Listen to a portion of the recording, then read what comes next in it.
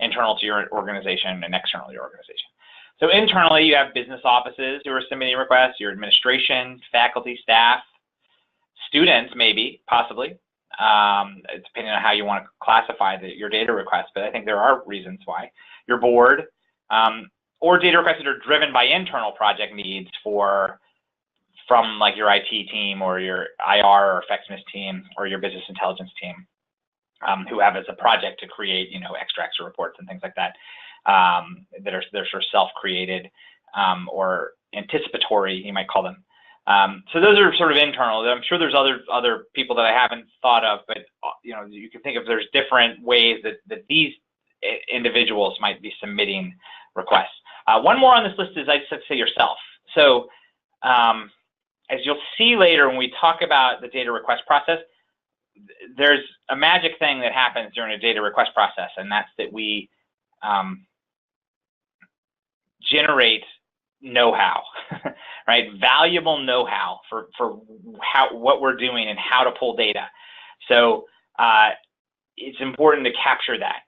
So even if you yourself, who may be a report writer, maybe the greatest report writer in the world, are going to go build a report, it's important to think about what is your own internal process for requesting and producing that information, and how can you capture that know-how yourself, right?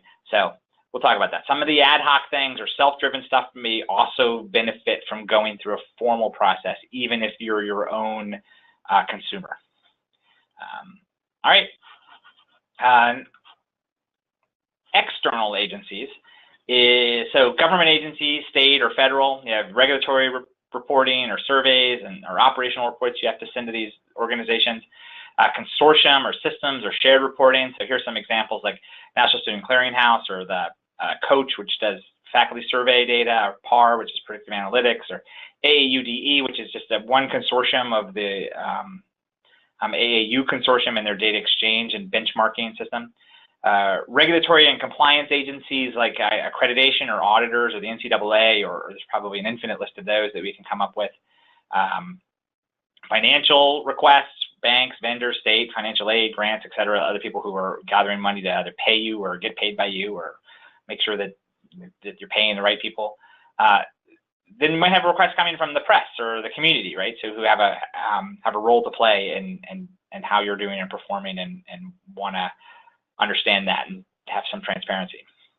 Another type of request externally is technology vendors. Now, it might not be the vendor themselves, but systems that are needing your data. So you might have an admission system that you need to integrate with, or a lead generation system, or a retention system, or transfers that you need to send to other schools, or other technologies that are passing data in and out of your school to exchange with other systems or with people who are coming in and interacting with you. Alumni donors may also be making requests, or other institutions that might be requesting data, again, for benchmarking or other things. So you probably think of tons of other options. So, these external data requests, some of them might be coming through a website. Like I think if I was doing some Googling before this just to see what kind of data request forms people have out there. And I did found University of Nebraska-Lincoln has just a public one on their website where people can submit a data request. And with a purpose, and so it is out there for public consumption too.